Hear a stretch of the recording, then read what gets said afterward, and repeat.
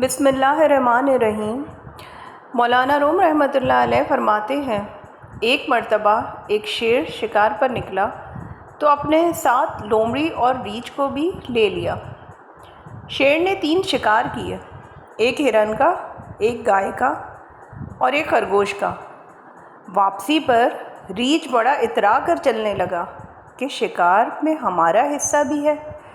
शेर भांप गया। उसने रीछ से कहा कि शिकार के मुतालिक क्या कहते हो? उसने कहा कि शिकार 3 हिस्सों में बटेगा। शेर ने कहा, अच्छा फिर करो 3 हिस्से।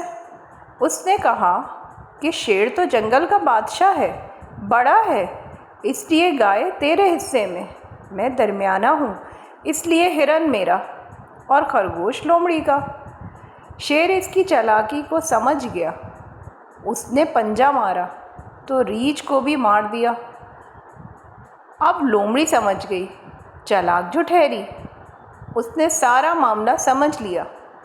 अब शेर ने उससे पूछा कि बता, तू कैसे ये हिस्से करेगी? लोमड़ी ने कहा कि शेर तो जंगल का बादशाह है, खरगोश नाश्ते में खाएंगे और गाय दोपहर को और हिरन रात को तनावुल फरमाएंगे।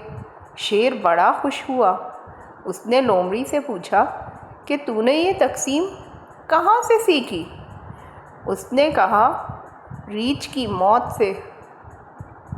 मौलाना रूम रहमतुल्लाह अलैह फरमाते हैं, ए गाफिल इंसान, तू भी कुछ मौत से सीख जा। जब तेरे पास तेरे अपने मौत की नींद सो जाते हैं, तू भी समझ और ध्यान कर।